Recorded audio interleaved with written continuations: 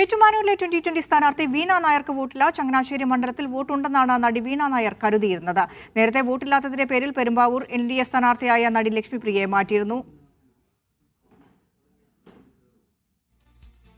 വിശദാംശങ്ങളുമായി കോട്ടയത്ത് നിന്ന് ജോസി കൂടി ചേരുന്നുണ്ട്. ജോസി, നേരത്തെ പെരുമ്പാവൂരിൽ ഇത്തരത്തിലൊരു സ്ഥാനാർത്ഥി മാറ്റം NDA സ്ഥാനാർത്ഥിയായി പ്രഖ്യാപിച്ചിരുന്ന 2020യുടെ കാൻഡിഡേറ്റ് ലക്ഷ്മിപ്രിയയെ മാറ്റി ഇപ്പോൾ വീണ നായർക്കും അതേപോലെയുള്ള ഒരു സ്ഥാനാർത്ഥി മാറ്റമാണോ അവിടെ ഉണ്ടാകാൻ പോകുന്നത്? നിലവിലത്തെ സാഹചര്യം എന്താണ്? വോട്ടർ പട്ടികയിൽ പേരില്ലാത്തത് കൊണ്ടാണോ ഈ ഒരു സ്ഥാനാർത്ഥി മാറ്റം?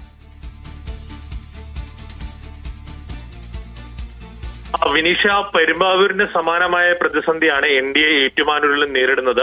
സിനിമ സീരിയൽ താരങ്ങളെ അടക്കം ഉൾപ്പെടുത്തിക്കൊണ്ടായിരുന്നു 2020യുടെ സ്ഥാനാർത്ഥി പ്രഖ്യാപനം നേരത്തെ വന്നത്.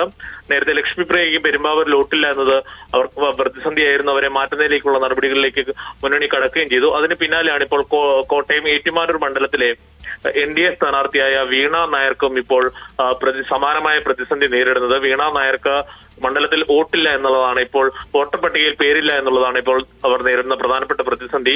തനിക്ക് വോട്ടുണ്ട് എന്ന് കരുതിയതാണ് എന്നാണ് വീണ നായർ പാർട്ടി നേതൃത്വത്തെ അല്ലെങ്കിൽ മുന്നണി നേതൃത്വത്തെ അറിയിച്ചിരിക്കുന്നത്. തനിക്ക് ചങ്ങനാശ്ശേരി മണ്ഡലത്തിൽ വോട്ടുണ്ട് എന്നാണ് അവർ അറിയിച്ചിരുന്നത്. എന്തായാലും നിലവിലെ പ്രതിസന്ധി പരിഹരിക്കാൻ പകരം സ്ഥാനാർത്ഥിയെ തേടുകയാണ് ഇപ്പോൾ NDA ചെയ്യുന്നത്. എന്തായാലും വലിയ പ്രതിസന്ധിയാണ് ഇത് സംബന്ധിച്ച് NDA നേരിടുന്നത്. കാരണം വലിയ തോതിൽ സാമൂഹ്യ മാധ്യമങ്ങളിലടക്കം ഇവരുടെ പ്രചാരണം ശക്തമായി നടത്തിയിരുന്നു. അതിനൊക്കെ പിന്നാലെയാണ് ഇപ്പോൾ അവരുടെ പേര് വോട്ടർ പട്ടികയിൽ ഇല്ല എന്നുള്ള വിഷയം ഇപ്പോൾ ഉയർന്നു വന്നിരിക്കുന്നത്. വിനീഷ, പകരം സ്ഥാനാർത്ഥിയെ കണ്ടെത്താൻ NDAക്ക് ആയിട്ടില്ല അല്ലേ?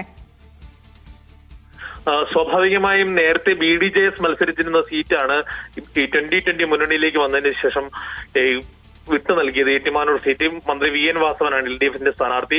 നാട്ടകം സുരേഷിന്റെ പേരാണ് ഇപ്പോൾ കോൺഗ്രസ് സ്ഥാനാർത്ഥിയെ പ്രഖ്യാപിച്ചിരിക്കുന്നത്. അപ്പോൾ ആ രീതിയിലൊരു വലിയ പ്രൊഫൈലുള്ള ഒരു സ്ഥാനാർത്ഥിയെ കൊണ്ടുവരണം എന്നുള്ള നീക്കത്തിൽ, അല്ലെങ്കിൽ ജനശ്രദ്ധ കിട്ടുന്ന ഒരു സ്ഥാനാർത്ഥിയെ കൊണ്ടുവരണം എന്നുള്ള നീക്കത്തിലായിരുന്നു NDA ഇത്തരത്തിൽ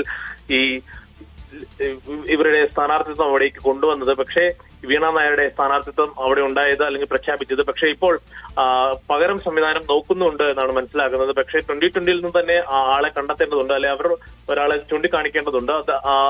അത്തരം കാര്യങ്ങളിൽ കൂടിയാലോചന നടക്കുന്നു എന്നാണ് NDA നേതാക്കൾ അറിയിക്കുന്നത്. ഏതായാലും 2020യുടെ തന്നെ ഒരു സ്ഥാനാർത്ഥി വരും. പക്ഷേ അതൊരു സെലിബ്രിറ്റി സ്റ്റാറ്റസ് ഉള്ള ആളാകണമെന്നുള്ള ആവശ്യമായിരുന്നു നേരത്തെ തന്നെ മുന്നണി നേതൃത്വം മുന്നോട്ട് വെച്ചിരുന്നത്. പക്ഷേ ഇനിയിപ്പോൾ വീണ നായർ പിൻവാങ്ങുന്ന പശ്ചാത്തലത്തിൽ അത്തരത്തിലൊരു സെലിബ്രിറ്റി സ്റ്റാറ്റസ് ഉള്ള ആളെ കൊണ്ടുവരിക എന്നുള്ളത് NDAക്ക് വലിയ പ്രതിസന്ധിയായി ഇപ്പോൾ നിലനിൽക്കുകയാണ്.